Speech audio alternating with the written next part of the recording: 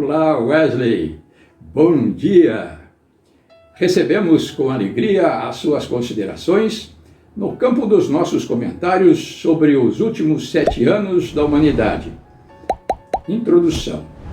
Sabemos que suas reflexões são sinceras e que representam milhões de preciosas almas que nunca tiveram a oportunidade para discuti-las. Somos gratos, portanto, pela oportunidade que nos deste para esclarecer o nosso ponto de vista, pois sabemos que somos minoria nesta questão, mais cultural do que propriamente bíblica. E para tornar a nossa fala acessível a outros interessados sobre os eventos finais, interrompemos as nossas conclusões sobre a última semana da humanidade para responder às suas inquietações. Queremos adiantar, inicialmente, que não nos consideramos um tipo de Indiana Jones, porque a teoria que defendemos é bem mais antiga. Foi considerada pelos pais da igreja quando eles deslocaram a última das 70 semanas para o cenário dos fins dos tempos. Vejamos um comentário expresso na Bíblia do Dr. Scofield, edição 1966, página 864, aspas.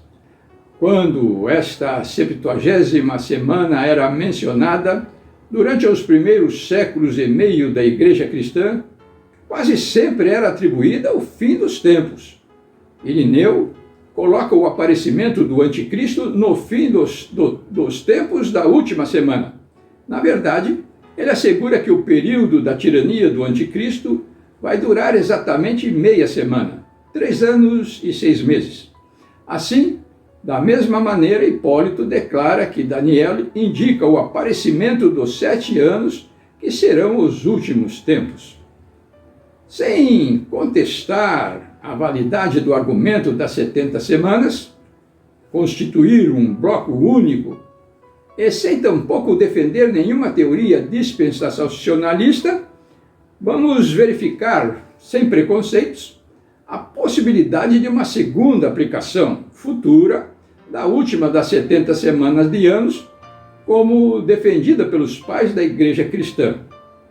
Partamos da premissa de que toda a profecia das 70 semanas se relaciona com o povo de Daniel, o povo judeu, e com a sua santa cidade, Jerusalém, como se lê em Daniel 9:24. 70 semanas estão determinadas sobre o teu povo e sobre a tua santa cidade, para fazer cessar a transgressão, para dar fim aos pecados, para expiar a iniquidade, para trazer a justiça eterna, para selar a visão e a profecia e para ungir o Santo dos Santos. Podemos verificar que esse verso não só especifica o povo judeu, como o relaciona com 5 objetivos básicos que, colocados em sequência, são: 1. Ungir a Cristo para selar a visão e a profecia dos 2.300 tardes e manhãs, referidas em Daniel 8:14, e que leva a história até o início do juízo de Deus em 1844. Este objetivo foi cumprido literalmente após o batismo de Jesus. 2. Expiar a iniquidade. Esse objetivo foi alcançado na cruz 3 anos e meio após a unção de Jesus. 3. Dar fim aos pecados. Esse objetivo complementar ao segundo vem se processando através do juízo da humanidade crente a partir de 1844. 4. Cessar a transgressão dos israelitas. Este objetivo, que deveria ser alcançado logo após o cativeiro babilônico, e não foi, encontra-se em aberto, porque não exclui o povo judeu que poderá ser convertido no tempo do fim. Este, evidentemente, seria o caso se a 70ª semana de anos fosse também a última da história, segundo a tese de Irineu e de Hipólito. Essa possibilidade pode te parecer estranha, mas é ratificada por Zacarias 13, verso 1, que, referindo-se ao futuro dia do Senhor, diz: Naquele dia haverá uma fonte aberta para a casa de Davi e para os habitantes de Jerusalém, para remover os pecados e a impureza. Esse fato relacionado com a recuperação espiritual dos judeus, considerados então como as primícias dos salvos, dá sentido às palavras de Jesus: os últimos serão os primeiros. 4. Quinto, trazer a justiça eterna, o que somente poderá se consumar no futuro estabelecimento do reino de Cristo sobre a terra. Como não estamos discutindo o verso de Daniel 9:25, que conduz a história até o ano 27 depois de Cristo, quando Jesus foi ungido, e considerando a evidente atualidade dessa profecia, passemos para o verso de Daniel 9:26. Depois das 62 semanas será morto ou ungido, e já não estará. E o povo de um príncipe que há de vir destruirá a cidade e o santuário, e o seu fim será num dilúvio, e até o fim haverá guerra. Desolações são determinadas. Depois das 62 semanas, que seguem as primeiras 7 semanas, isto é, após as 69 semanas de anos mencionadas no verso 25, duas coisas importantes aconteceram. 1. O Messias foi morto, fato ocorrido no ano 31 depois de Cristo. E 2. A cidade reconstruída e o templo foram destruídos novamente, desta vez pelo povo de um príncipe que estava para vir. Sabemos tratar-se do general Tito, que comandou a destruição de Jerusalém no ano 70 depois de Cristo, vindo este mais tarde a ser imperador romano. Observamos que os dois acontecimentos básicos deste verso foram explicitados antes da 70ª semana. É fácil, portanto, verificarmos a possibilidade de incluirmos entre a 69ª e a 70ª semana um período mínimo de 39 anos, o que dá margem para reconhecermos também a possibilidade de ampliarmos este período por meio de uma segunda aplicação para a 70ª semana de anos, ligada com o tempo do fim, o que, segundo podemos verificar, se ajusta perfeitamente ao puzzle profético de nossos dias. E mais, após anunciar o fim do príncipe romano, o verso 26 prediz guerras e desolações contra os judeus que teriam lugar até o final da história. Fatos estes que se cumpriram com exatidão, como comprova o Instituto da Herança Judaica, Caixa Postal 5806850, Itapecerica da Serra, São Paulo. Aspas. Durante quase 2000 anos, o povo de Israel, espalhado pelo mundo, foi vítima de um processo sempre revivido de perseguição religiosa e destruição regional.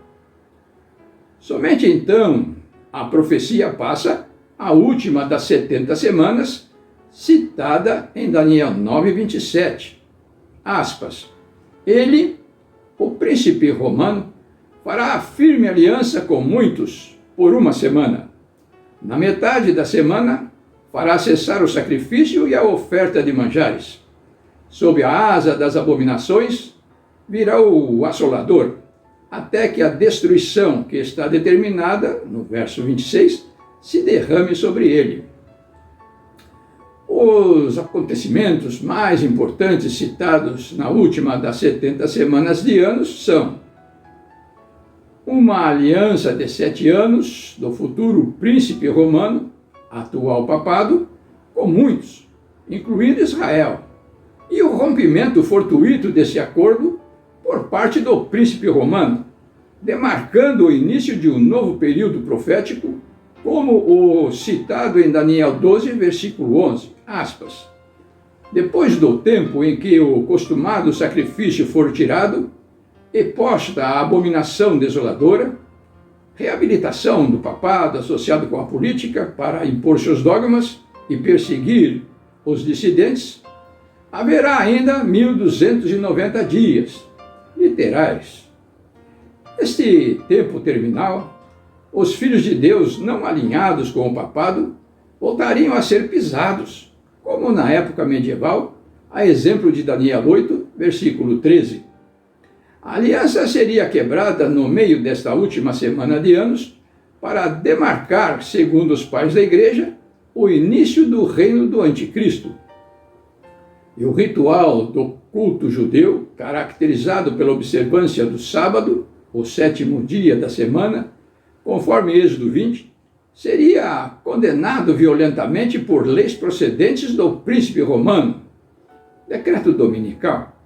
Mesmo quando os judeus remanescentes, convertidos ao cristianismo, isto por causa de suas crenças particulares, em conformidade com a lei escrita pelo dedo de Deus em Êxodo 31, 18, confirmando a hipótese de Irineu.